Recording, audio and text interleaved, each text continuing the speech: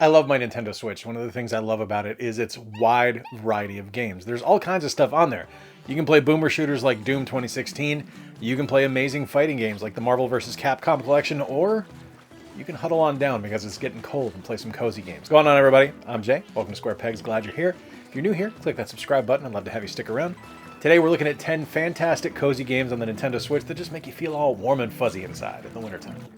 I think everyone's mileage is going to vary a little bit as far as what coziness is to them in video game form. Like, for me, it's not necessarily something where it's just going to be something like Animal Crossing.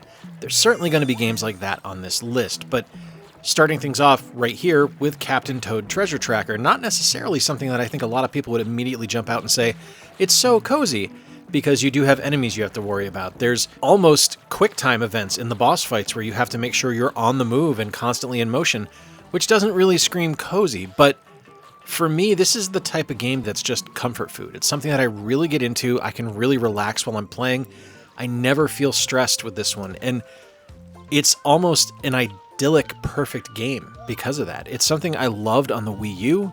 I like it better on the Switch because I can take it with me. I think it's absolutely brilliant. I love the music in the game, the look of it, like the dioramas that you're able to move around and interact with, I think is just great. It's a wonderful title, one of my absolute favorites on the Switch.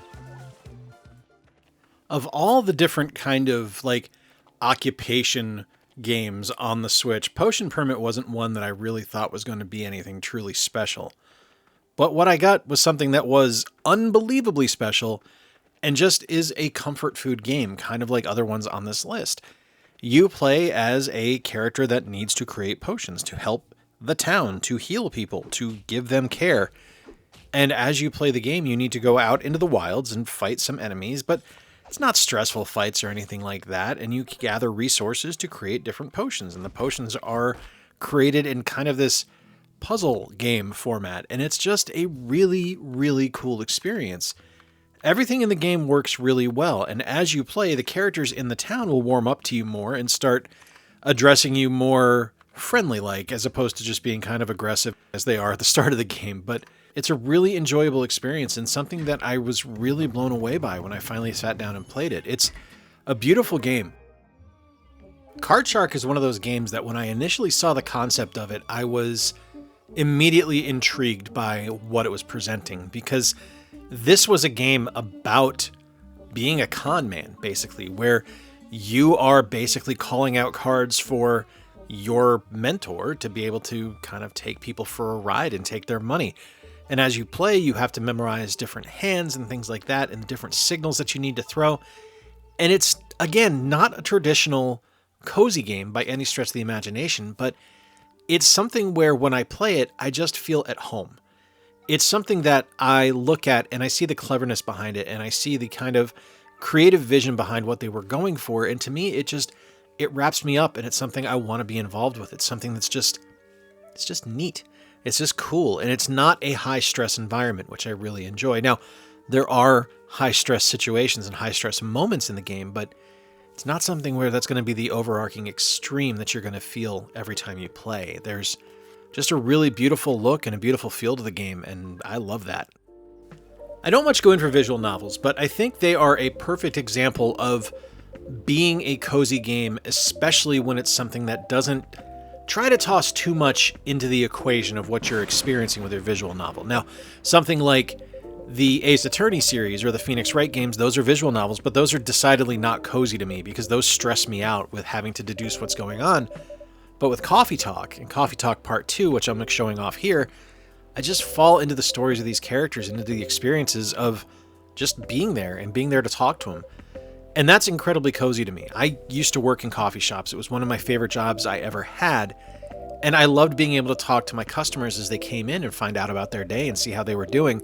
And this gives me that experience and just kind of wraps me up in the warm blanket of human interaction, or I guess fairy creature interaction in the case of Coffee Talk. But it's a beautiful game. It's a lovely game. Wonderful stories, amazing characters, and just the feeling of being a part of someone's life. And that is extra cozy to me. Okay, I admit this one might raise a few eyebrows as far as coziness goes, but Untitled Goose Game to me is such a relaxing and enjoyable experience that I love it. And it is definitely something that just gives me those serotonin vibes. It is such a wonderful game. And yeah, you are a bit of a terrorist as a goose, and you are decidedly causing problems in this city, but it's not to the point where you are going to be stressed on any of the tasks you have to complete. It's just kind of a fun, quirky puzzle experience where you need to figure out the different steps you need to take to move on to the next level. I love this game. I've loved every single time I've played it, and I've beaten it multiple times, and I never get sick of it. It's just a cathartically wonderful title where you just enjoy kind of being a jerk goose. I can't really describe it better than that. Sometimes you just need to be the jerk goose, and that's all you really need in your life. The original Pokemon Snap to me was one of those lightning in a bottle scenarios where I never thought we would see anything like this. Like, never in my wildest dreams did it cross my mind that we would get an on-rails photography shooter. But here it was, on the N64, and just fantastic and approachable and easy to understand, but I never thought we'd get a sequel. I thought it was just going to be a one and done on the 64, like that was the perfect place for it, and instead what we got was a new Pokemon Snap on the Nintendo Switch, and it improves a lot from the original game, and is faithful to the original game's experience. The levels are creative, they're fun, there's so many different Pokemon to capture. You are on your way to just take pictures of them, and there's nothing more relaxing than that. It's like going on a safari, and that's really, really amazing to see all these different creatures in the wild, to see them in their quote-unquote natural habitats in the world of Pokemon. It's just a magical experience and something I truly, truly loved. It's a lot of fun. I go back to it pretty regularly. It's not something I need to play for a very long time, but when I do want to have something that relaxes me, Pokemon Snap, or New Pokemon Snap, is something that I find incredibly, incredibly cozy. This one's got cozy in the title, so you know it had to be on the list. This is Cozy Grove. If you have not played Cozy Grove, think of it as a cross between Animal Crossing and Spiritfarer, if that makes any sense. It's a game where you are performing tasks for undead bears, or ghost bears. They're not undead, they're ghosts. And as you complete these tasks for them and fulfill their memories and their obligations, they're able to kind of bring themselves back a little bit into the land of the living. And it's just such a unique experience and such a beautiful game with really funny characters, really fun gameplay, and an experience that is not too dissimilar from what you would have from Animal Crossing, where there's actually like timed events and things that happen throughout the year as you play. It's really, really nice. It's a relaxing game. It's a comforting game. And it's one where you kind of get wrapped up, again, kind of like Coffee Talk, where you get wrapped up in the stories of these different bears that you're talking to. It's a beautiful experience and a wonderful title. Legitimately, one of my favorite video games of the last generation is this one here. This is called Islanders. And this is a game with zero conflict, zero combat. It's just you thinking and placing houses and different buildings and different city things on these islands as you play through the game to try to build up enough score to be able to go to a new island. And having a score multiplier and just different things that impact the placement. And it's so relaxing and so ethereal and just a beautiful example of what video games have the opportunity to be. It doesn't have to be all combat. It doesn't have to be character driven. It doesn't have to be anything over the top and wild. Sometimes you just need to place a city. And that's what you get with Islanders. This was a game that I got a code for, I want to say, a couple of years ago, and I didn't really expect anything from it. I didn't know what I was going to get into with this game, and playing it absolutely blew me away, and it's something that I still enjoy to this day. This is my I'm having a stressful day and I need to relax game.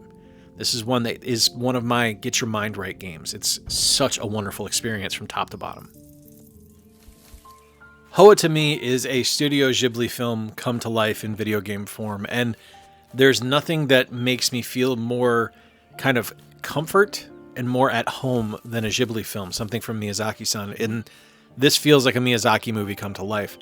The character of Hoa is innocent and sincere and wonderful, and just easy to approach and understand and want to be a part of his world as you're moving through this just magical world in the forest and talking to the different bugs and getting them to help you and move them along to complete your different platform levels that you have to go through.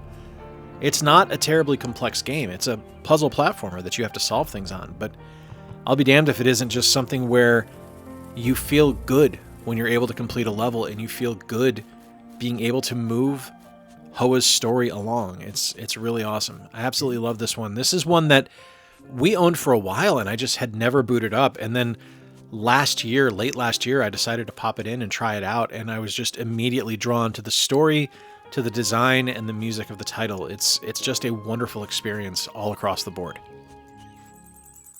Number one for me as far as cozy games go on the Nintendo Switch isn't going to be a surprise for anybody. It's Stardew Valley.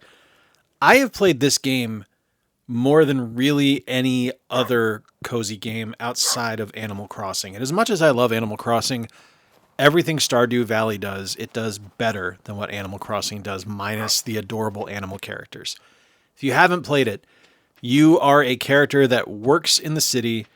Your grandfather dies and you inherit his farm and you move to Stardew Valley to run the farm. And it's up to you to harvest the crops, to plant the crops, to sell them, to start relationships, to make friends, to go fishing, to solve some of the mysteries of Stardew Valley, and to just live.